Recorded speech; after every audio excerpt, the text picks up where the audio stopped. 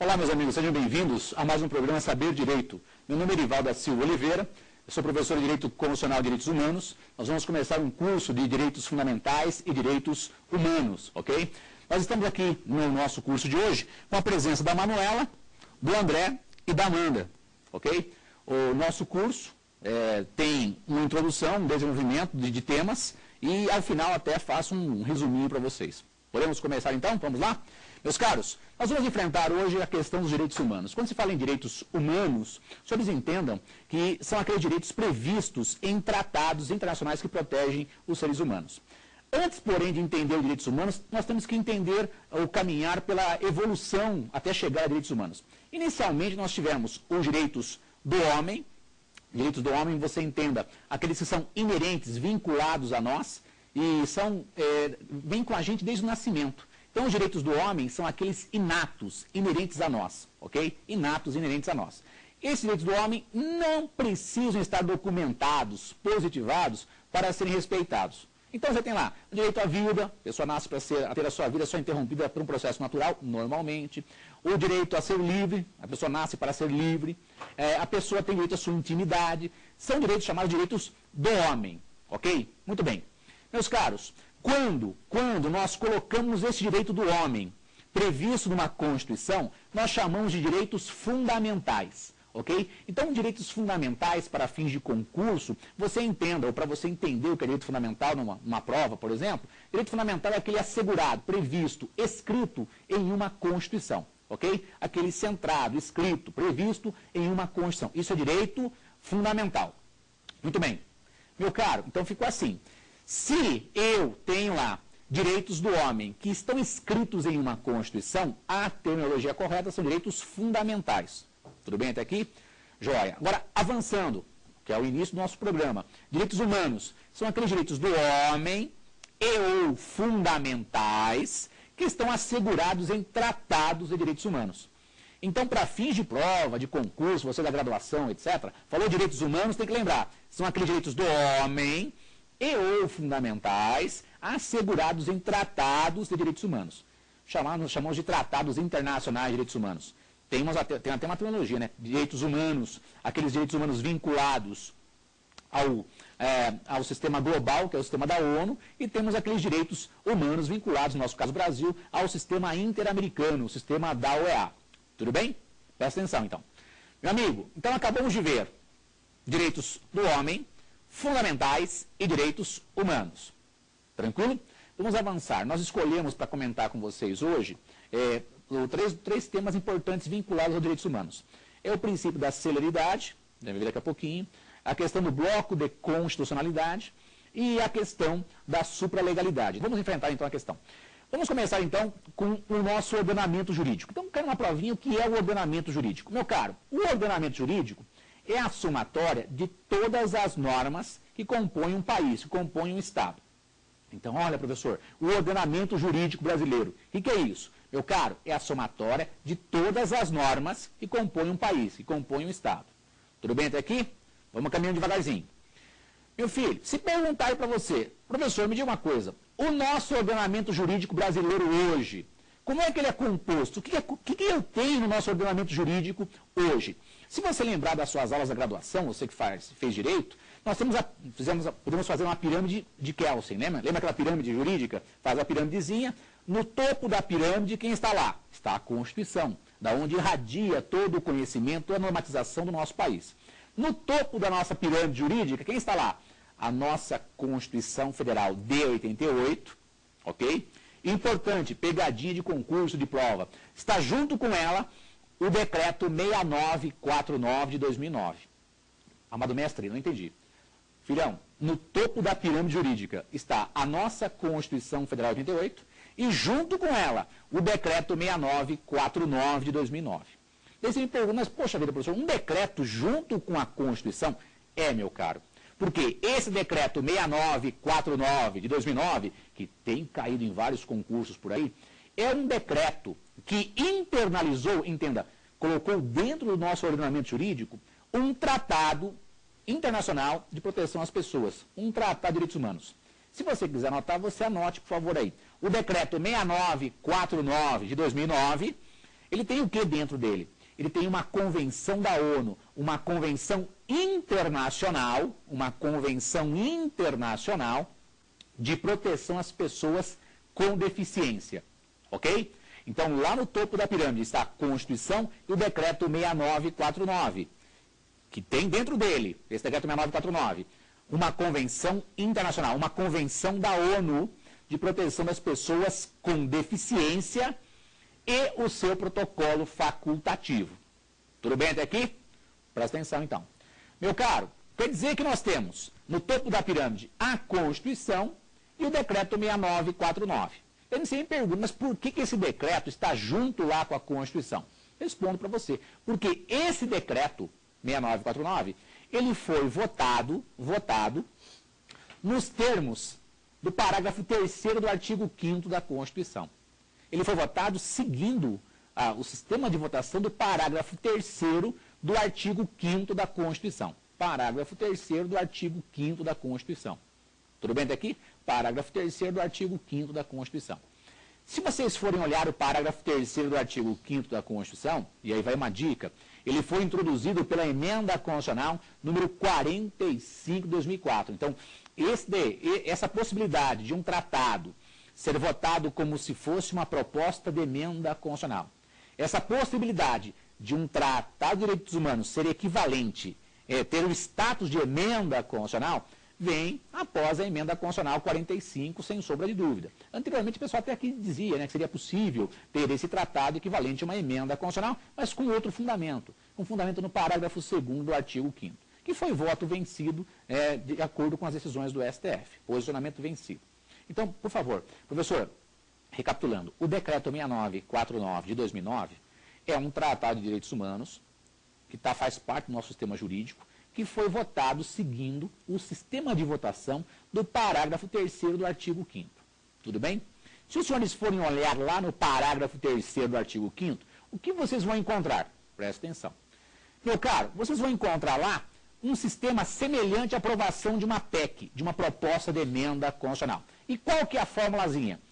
3/5 em 2 turnos nas 2 casas do Congresso Nacional. Tem essa formulazinha, ele foi votado seguindo essa formulazinha, filhão. 3/5 em 2 turnos nas 2 casas do Congresso Nacional. Joinha. Amado mestre, quer dizer que esse decreto 6949, votado como se fosse uma PEC, ele está junto com a Constituição no topo da nossa pirâmide jurídica? Isso. Isso cai em prova? Óbvio que sim. Meu caro, quer dizer que a Constituição mais esse decreto, eu tenho 2 normas no topo da pirâmide. Isso corresponde ao quê? Ao chamado bloco de constitucionalidade, que é um outro tema importante, então. Tá? Então, presta atenção, bloco de constitucionalidade. Meu caro, quando se fala em bloco de constitucionalidade, você tem que entender e tomar cuidado para fins de prova. O bloco de constitucionalidade tem origem no direito francês. Lá a Constituição de 1958 diz assim, na parte de direito econômico, vai viger os temas da Constituição anterior, de 1946. E no que diz respeito aos direitos e garantias, ou direitos fundamentais, ou direitos de proteção dos indivíduos, vai valer as normas da Declaração de Direitos do Homem e do Cidadão, de 1789. Amado mestre, mas que coisa louca. Repete para mim, com certeza, presta atenção aqui. Filhão, quer dizer que o bloco de constitucionalidade, para fins de concurso, magistratura, defensoria, procuradoria, delegado de polícia e tal, o bloco de constitucionalidade tem origem no direito francês. Se pegar os livros, você vai encontrar isso. Por quê? A Constituição de 1958 da França puxa, chama, recebe, mantém como um status de norma constitucional a parte econômica da Constituição francesa também, de 1946. E com relação aos direitos e garantias dos indivíduos, vai buscar lá atrás, na Declaração de Direitos do Homem e do Cidadão, aquela declaração que você estudou, foi aprovada após a Revolução Francesa, lá em 26 de agosto de 1789. Os direitos dos indivíduos, lá da Declaração de Direitos do Homem e do Cidadão, de 1789, estão junto da Constituição Francesa de 1958. Quer dizer que eu tenho somatória de normas. Somatória de normas no topo da pirâmide. Muito bem. Professor, agora que você mostrou que é a origem do bloco de constitucionalidade e está lá no direito francês, recapitula para mim o bloco de constitucionalidade do nosso sistema brasileiro. Então, com muito prazer, preste atenção. Meu amigo, se nós olharmos no topo da nossa pirâmide jurídica, nós temos a nossa Constituição Federal de 88 e, junto com ela, o Decreto 6949 de 2009, que é um decreto que tem no seu corpo um Tratado de Direitos Humanos que foi votado nos termos do parágrafo 3º do artigo 5º da Constituição. Quantas normas da pirâmide? Duas. A Constituição e o Decreto 6949. Se eu tenho duas normas no topo da pirâmide, eu tenho, para nós no Brasil, pacificamente hoje em dia, o bloco de constitucionalidade. Professor, me dá um conceito pequenininho do que é bloco de constitucionalidade? Lógico, filhão. O que é bloco de constitucionalidade? Você anote se você quiser. É a somatória de diplomas legais,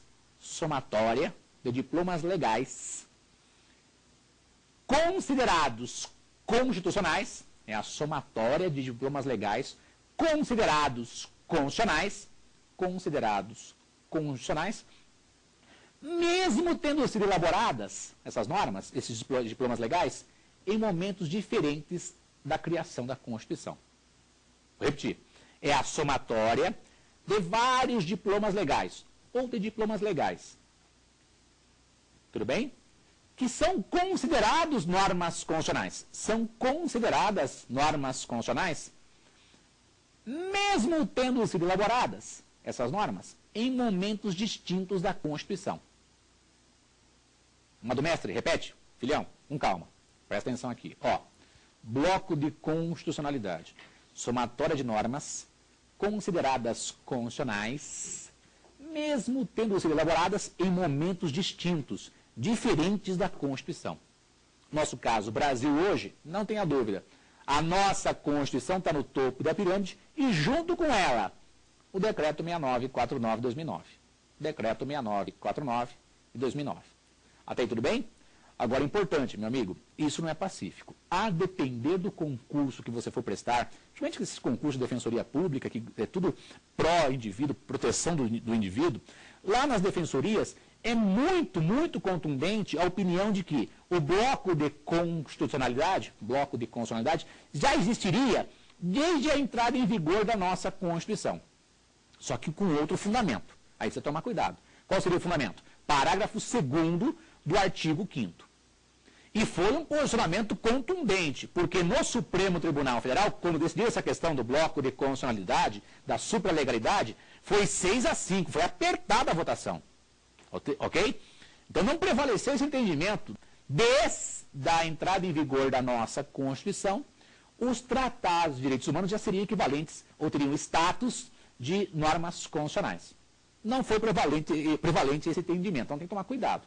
O que é prevalente hoje? Que o bloco de constitucionalidade existe, sem sombra de dúvida, mas com fundamento no parágrafo 3º do artigo 5º, que veio com a emenda constitucional 45. Tudo bem até aqui? Joinha? Então, bloco de constitucionalidade, duas normas no topo da nossa pirâmide jurídica, Constituição e o Decreto 6949. E aí vai uma outra dica. Tudo bem até aqui? Qual que é a outra dica que eu gostaria que você anotasse, se você quiser, óbvio? A outra dica é que, se esse Decreto 6949 de 2009, ele tem status de emenda constitucional, está no topo da pirâmide jurídica, ele também é parâmetro para o controle de constitucionalidade. Então, cuidado com isso em concurso, em provas, na faculdade, no dia a dia de vocês. O Decreto 6949 de 2009, ele como tem status, tem a aparência, né, de emenda constitucional, na verdade semelhante a uma emenda, ele também é passível de controle de constitucionalidade. Ele é passível de controle de constitucionalidade. Agora, é muito importante você não errar isso em prova. Professor, o que pode ser comparado com o Decreto 6949, que tem status de emenda constitucional? Somente as normas feitas posteriormente à vigência desse Decreto 6949. Então, para fins de prova, é muito simples. Ó. Uma lei estadual de 2008 que mexe com acessibilidade, acesso aos locais públicos, rampa, corrimão, etc. Essa lei de 2008 pode ser objeto de controle de constitucionalidade em relação ao Decreto 6949? Não. Nesse caso, é um caso de não recepção. Não recepção. Professor, de modo bem simples, as leis feitas antes da entrada em vigor do decreto 6949 não podem ser objeto de controle de constitucionalidade? Isso, não podem. E vem a pergunta, então, quem pode ser comparado com o decreto 6949 para fins de controle de constitucionalidade? Presta atenção. Meu caro, quem pode ser comparado são normas feitas posteriormente à Constituição Federal de 88. Normas feitas posteriormente à entrada em vigor da Constituição Federal de 88. Tudo bem daqui? Professor, feitas posteriormente à Constituição, e melhor ainda, para comparar com o decreto 6949, tem que ser posterior ao decreto 6949 de 2009. Professor, sem confundir muito e clareando os pensamentos meus aqui. Filho, aquilo que pode ser objeto de controle de constitucionalidade em relação à Constituição Federal é aquilo feito posterior à Constituição. Joia. Professor, e aquilo que pode ser objeto de controle de constitucionalidade em relação ao decreto 6949? Somente as normas feitas posteriormente ao decreto 6949. Ficou claro para vocês? Então, só pode ser objeto de controle de constitucionalidade em relação ao decreto 6949, aquilo feito posteriormente ao decreto 6949. Tudo bem? Repete com calma. Toda a calma do mundo, filhão. Quando se fala em controle de constitucionalidade, você está comparando uma norma infraconstitucional com o texto da Constituição. Tudo bem? Isso é controle de constitucionalidade. O que eu vou comparar com a Constituição Federal de 88? Aquilo que foi feito posteriormente à Constituição Federal de 88. Jóia, entendi, tranquilo. O decreto 6949 de 2009, tudo bem? Ele de que ano que é? 2009. O que pode ser objeto de controle comparando com o decreto 6949? Aquilo feito posteriormente à entrada em vigor do decreto 6949. Tudo bem daqui? Joinha? Isso é importante? Muito importante para fim de prova, fim de concurso. Cuidado com isso. Professor, recapitulando. Direitos do homem inerentes a nós não precisam estar escritos para serem respeitados. Direitos fundamentais, aqueles assegurados, previstos em uma Constituição. Direitos humanos, aqueles previstos em tratados de direitos humanos. E o Brasil faz parte tanto do sistema da ONU quanto do sistema da OEA. Então, tratados internacionais, tratados interamericanos ou americanos. Joinha? Diz para os senhores, bloco de constitucionalidade. O que é o bloco de constitucionalidade? É a somatória de normas consideradas constitucionais, mesmo que elaboradas em momentos diferentes da Constituição. Tudo bem? E agora vamos avançar para o próximo tema. O próximo tema é supralegalidade. Então anote no caderninho de vocês aí, supralegalidade. Amado mestre, o que é uma supralegalidade? Uma norma supralegal. Uma norma supralegal. Eu respondo a você, meu amigo gafanhoto curioso, anote no seu caderninho se você quiser. Norma supralegal são aquelas normas acima das leis comuns, mas abaixo da Constituição. São aquelas normas acima das leis comuns, mas abaixo da Constituição. Acima das leis comuns, mas abaixo da Constituição. Professor, norma supralegal, quando é que o Supremo diz para nós? Norma supralegal tem que existir entre nós, vai ser admitido, quem são essas normas? Muito bem, preste atenção. Meu amigo, em dezembro de 2008, o Supremo Tribunal Federal, julgando alguns casos, especialmente o recurso extraordinário 466343, ele é muito famoso para fins de concurso, tá? O RE 466343, e mais alguns habeas corpus também, e mandados de segurança, especial esse RE 466343, ele cai muito em concurso. O Supremo, julgando esse caso, se deparou com aquela questão que envolve prisão civil. Prisão civil de depositário infiel. Então, o objeto do RE é a questão da prisão civil de depositário infiel. E nesse julgamento histórico, nós tínhamos dois posicionamentos bem distintos. O posicionamento do ministro Gilmar Mendes e o posicionamento do ministro Celso de Mello. Então, ficou aquela dicotomia. Qual voto vai prevalecer? Bom, o ministro Gilmar Mendes afirmava, e ainda afirma, que os tratados de direitos humanos têm um status diferenciado, mas não equivalentes à emenda constitucional. Se for para ser equivalente à emenda constitucional, esse tratado tem que ser votado nos termos do parágrafo 3º do artigo 5º. Então, preste atenção. Esse tratado de direitos humanos, para ser equivalente à emenda constitucional, na visão do ministro Gilmar Mendes, ele teria que ser votado nos termos do parágrafo 3º do artigo 5º da Constituição. Os senhores acabaram de ver comigo que nós temos apenas um tratado equivalente a uma emenda constitucional votado nos termos do parágrafo 3º do artigo 5º.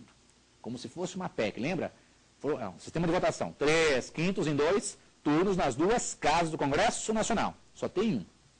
E o ministro Gilmar Mendes continuava, olha, os demais tratados, quer dizer, se um tratado não for votado nos termos do parágrafo 3º do artigo 5º, esse tratado, ele tem um status diferenciado, vai ser uma norma supralegal. O que é uma norma supralegal? Já vou repetir, é uma norma que está acima das leis, mas abaixo da Constituição. Está acima das leis, mas abaixo da Constituição. Tudo bem? Então, status diferenciado. Do outro lado, temos o posicionamento do ministro Celso de Mello, fundado, inclusive, posicionamento da professora Flávia Pavesan, do professor Antônio Augusto Cansado Trindade, entre outros, que entendiam o quê? Que um tratado de direitos humanos, eles têm a qualidade de emenda constitucional desde a entrada em vigor da nossa Constituição. Porque eles visam o quê? Proteger os seres humanos. E como proteção dos seres humanos, esses tratados de direitos humanos que o Brasil assinou, tanto do sistema da ONU quanto do sistema da OEA, tem que ter um tratado, um status diferenciado, tem que ser equiparado a uma norma constitucional. E quais seriam os fundamentos listados pelo ministro Celso de Mello? Ele sustentava, com fundamento no parágrafo 2º do artigo 5º da Constituição. Porque o parágrafo 2º do artigo 5º da Constituição traz a ideia de que são importantes os vários direitos previstos na Constituição e aqueles previstos também em tratados internacionais, obviamente, direitos humanos, que o nosso país faz parte.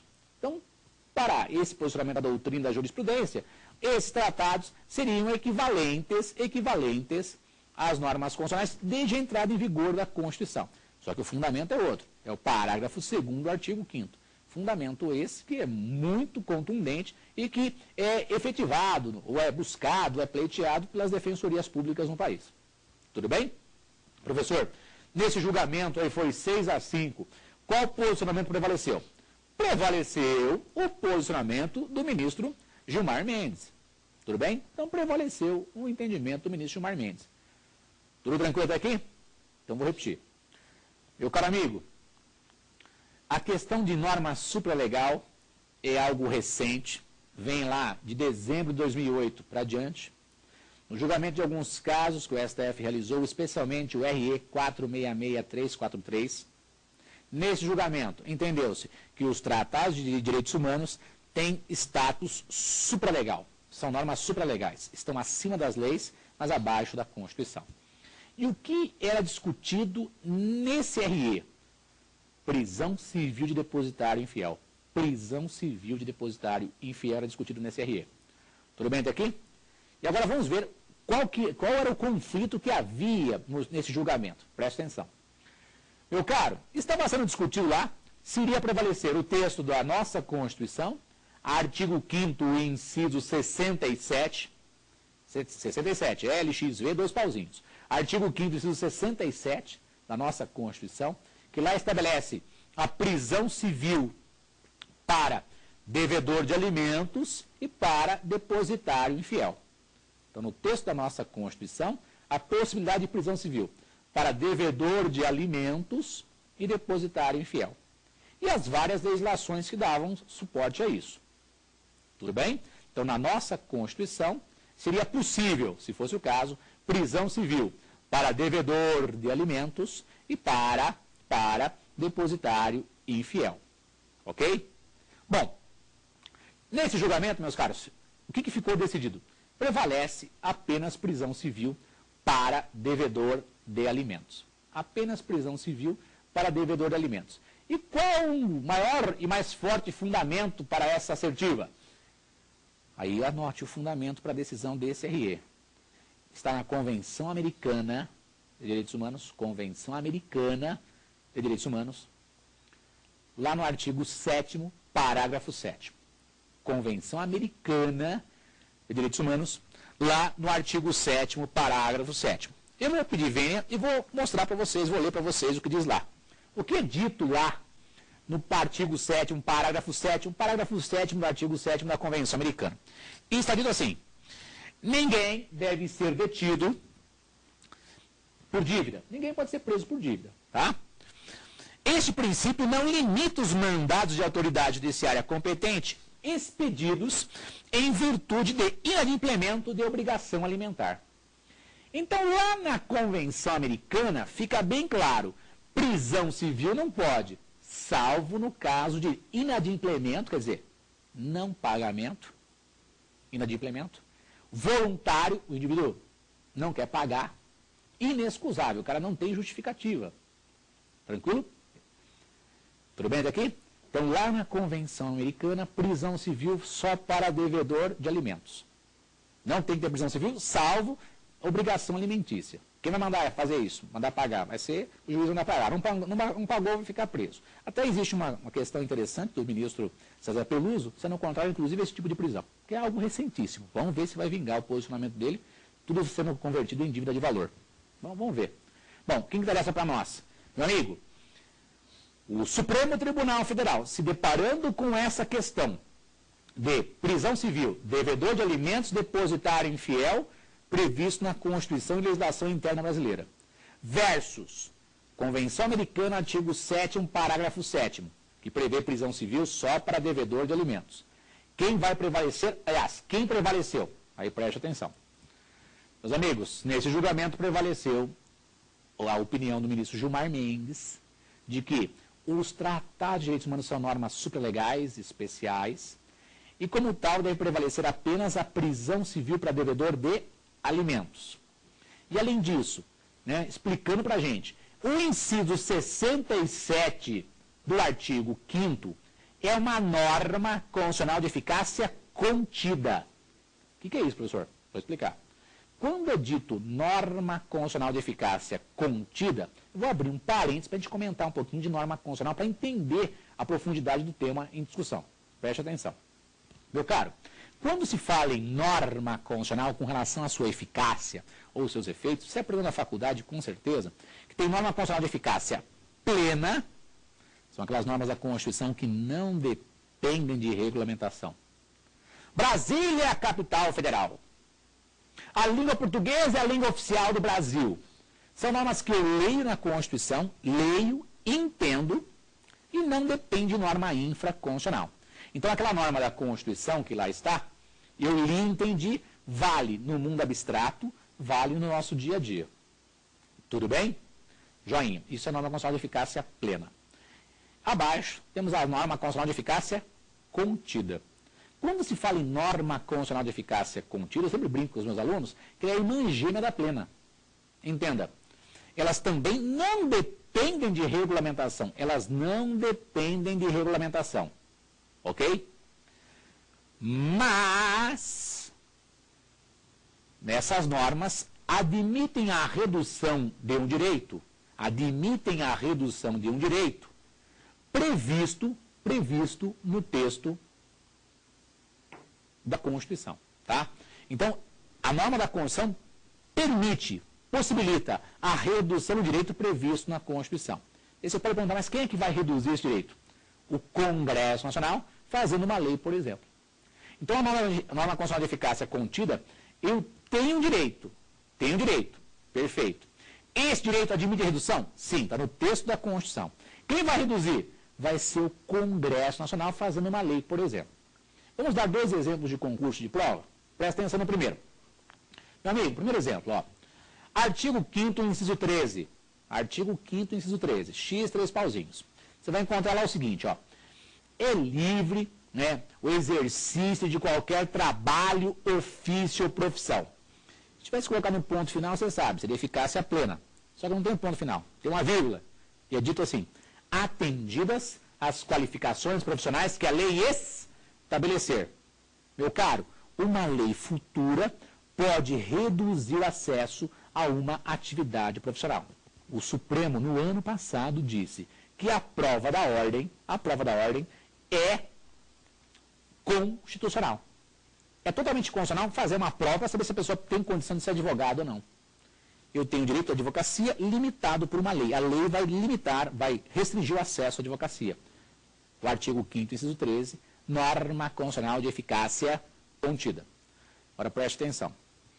Professor, quando você me fala aí que o artigo 5º, inciso 67 da Constituição é uma norma constitucional de eficácia contida, qual é o fundamento? Meu caro, você começa a ler lá. Não haverá prisão civil. Se tivesse um ponto final, seria a norma constitucional de eficácia plena. Só que tem uma vírgulazinha, admitindo a prisão civil em duas situações. O inadimplemento voluntário e inexcusável do pagamento de pensão alimentícia, obrigação alimentícia, e depositário infiel. Quer dizer que a prisão civil não se admite, mas se for o caso, nessas duas situações. E o Supremo foi além e disse, especificamente, prisão civil no Brasil hoje, só para devedor de alimentos. Com fundamento no quê? Acabei de falar. Na Convenção Americana de Direitos Humanos, artigo 7º, parágrafo 7º. Ok? Artigo 7º, parágrafo 7º. E veja que interessante. Foi criada, inclusive, posteriormente, uma súmula vinculante sobre o tema. Daí você anote, por favor. Então, assim, cuidado no seu caderninho. Súmula vinculante número 25. Foi criada a súmula vinculante número 25. Foi criada a súmula vinculante número 25.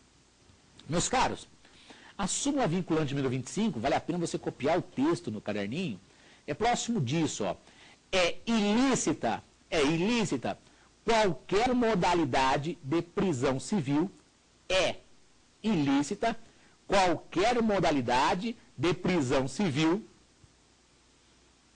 de depositário infiel. Ok? É ilícita qualquer modalidade de prisão civil de depositário infiel. Meus amigos, veja que interessante. Com fundamento na Convenção Americana de Direitos Humanos. Com fundamento na Convenção Americana de Direitos Humanos.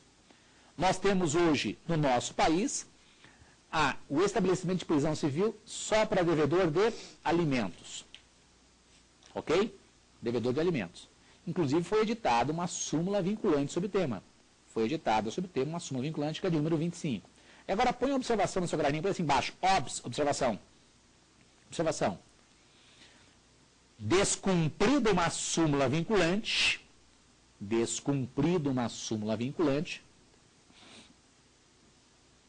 cabe reclamação para o Supremo Tribunal Federal. Ok? Descumprida uma súmula vinculante, cabe reclamação lá no Supremo Tribunal Federal. Ok? Aí vai a dica, né? Se você quer saber um pouquinho mais de súmula vinculante, vale a pena você ler na Constituição o artigo 103A.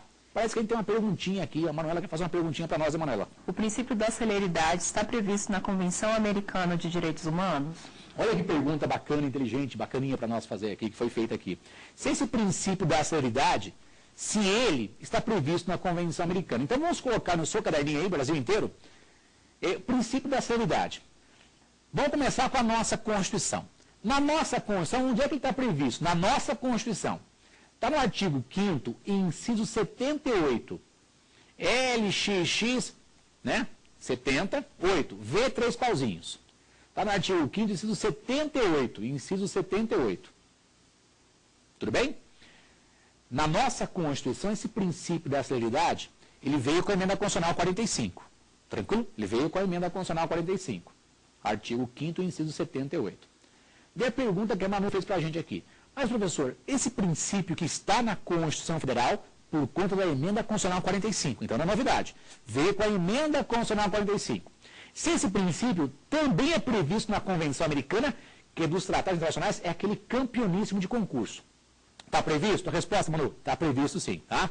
Então, pode anotar se vocês quiserem aí. O princípio da celeridade já estava previsto na Convenção Americana. E podemos citar dois artigos onde se pode dizer que o princípio da celeridade está lá na Convenção Americana. Tá? O artigo 1º, parágrafo 1º, artigo 1º, parágrafo 1º, que eu vou pedir vênia e vou ler para vocês, artigo 1º, parágrafo 1º da Convenção Americana. Diz assim: toda pessoa tem direito a ser ouvida com as devidas garantias e dentro de um prazo razoável. Quer dizer, de modo célere, rápido. E essa é a parte introdutória do parágrafo. Então, estava lá, já no artigo 8º, parágrafo 1º da Convenção Americana. Só esse? Não. O outro artigo que vocês podem anotar, por favor, da Convenção Americana, é o artigo 25. Artigo 25, parágrafo 1º. No artigo 25, parágrafo 1º, artigo 25, parágrafo 1º, também está previsto o princípio da celeridade. Está dito assim: toda pessoa tem direito a um recurso simples e rápido ou a qualquer outro recurso efetivo perante os juízes ou tribunais competentes. Pensa comigo, a parte introdutória do artigo 25, parágrafo 1º. Na Convenção Americana, Manu, já está prevista a celeridade, o princípio da celeridade. Já estava previsto lá, tá? Artigo 8º, parágrafo 1º, artigo 25, parágrafo 1º. Tudo bem daqui? Mas aproveitando o gancho da Manu, meus amigos, presta atenção. Quando se fala em princípio da celeridade, você entenda, meu amigo, todo e qualquer processo, seja administrativo ou judicial, deve ser julgado rapidamente. Então, se você quiser anotar no caderninho de vocês aí, princípio da celeridade. O que é o princípio da celeridade? Que veio com a emenda constitucional 45 no texto da Constituição, mas já estava na Convenção Americana. Artigo 8º, parágrafo 1º, artigo 25, parágrafo 1º. Então, esse princípio da celeridade indica o quê? Que todo e qualquer processo deve ser julgado rapidamente. Entenda, celeremente. O princípio da celeridade, também chamado de princípio da brevidade, ou razoável duração do processo, brevidade ou razoável duração do processo, ok? Ele está previsto hoje na Constituição Federal de 88, no artigo 5º, inciso 78. Na nossa Constituição Federal, artigo 5º, inciso 78. E a Manu pergunta para a gente, mas professor, esse princípio da celeridade já estava na Convenção Americana? Já estava na Convenção Americana. Onde? Já está no seu caderno. Artigo 8º, parágrafo 1º e artigo 25, parágrafo 1º. Até tudo bem aí? Mas não é tão simples assim num concurso. Preste atenção. Meu amigo, a pergunta pode ser feita assim para você, na prova oral. Doutor, me diga o seguinte, esse princípio da celeridade, ele já existe, com relação a nós, nosso país, primeiro na Constituição ou com relação a uma norma infraconstitucional? Aí é a pegadinha. Se você quiser, você anote.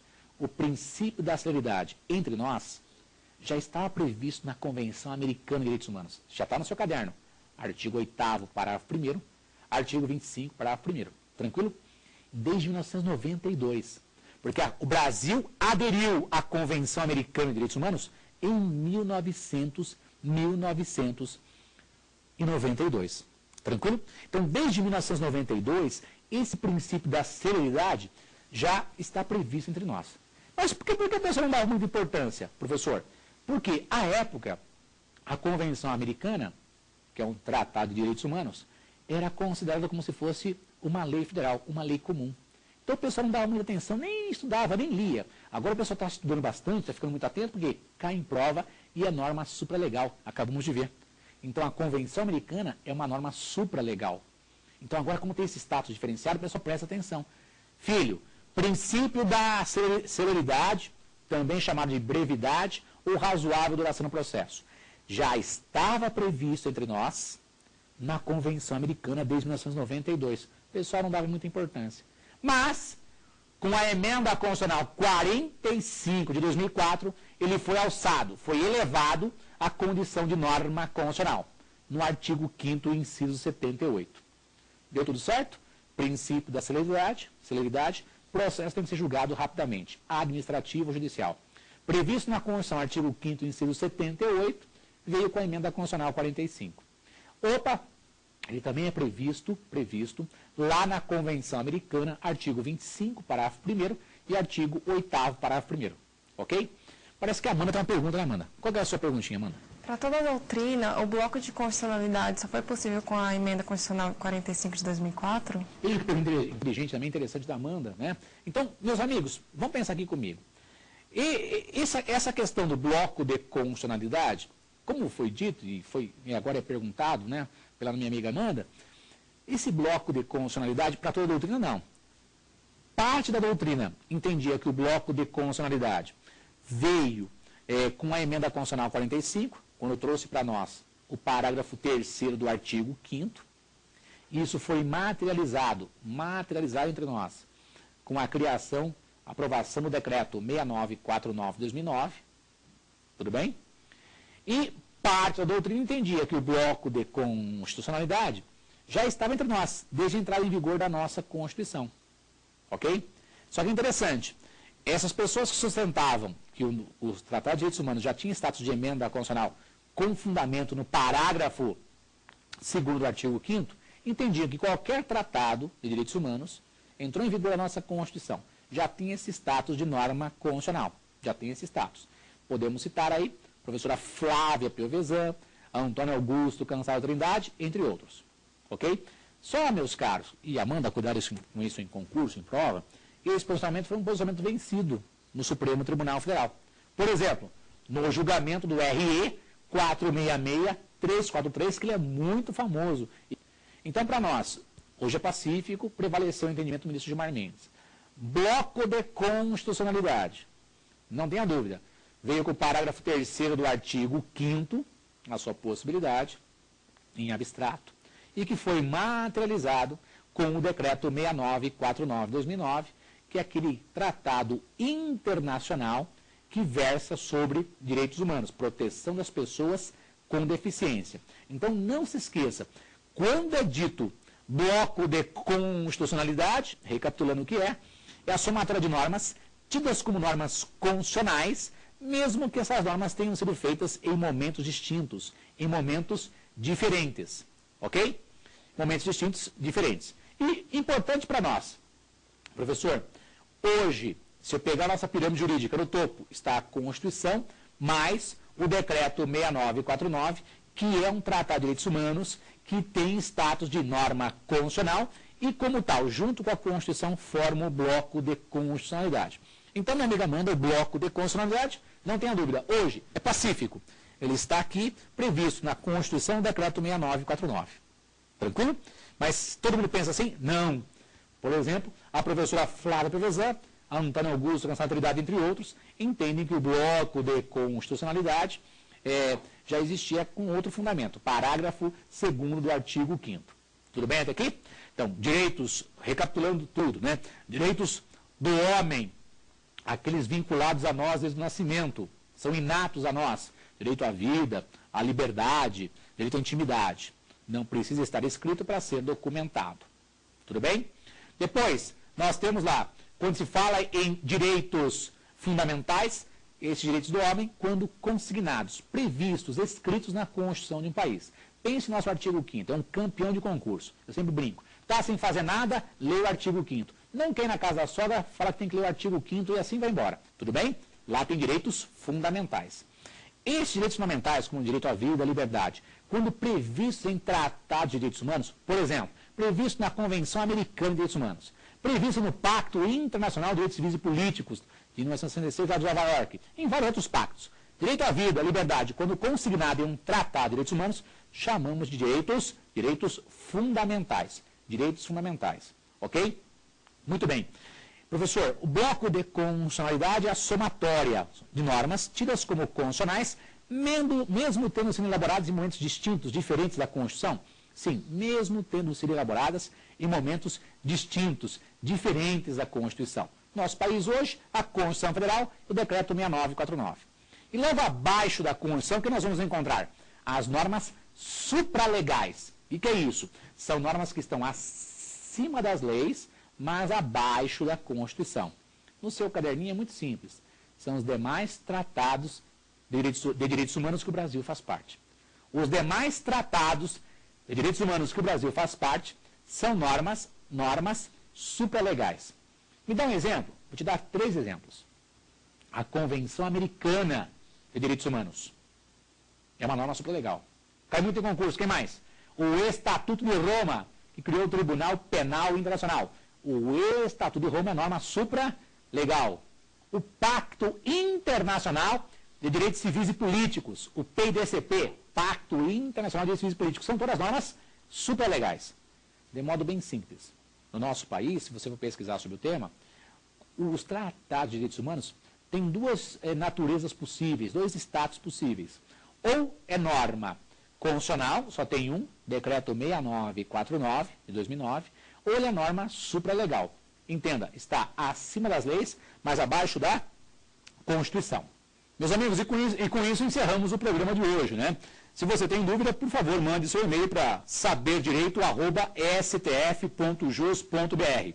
Se quiser rever as aulas, é só acessar www.youtube.com/saberdireitoaula, tudo junto. E tem os outros programas da família do Saber Direito, né? www.youtube.com/saberdireitoresponde e www.youtube.com/saberdireitodebate. E você tem, na hora de pesquisar, colocar lá, professor Edival, a aula foi de Direitos Fundamentais e Humanos. Para nós foi uma honra, né? E não perca o próximo encontro sobre o tema que nós vamos versar. E agradecemos toda a participação de vocês e a sua atenção. Até a próxima.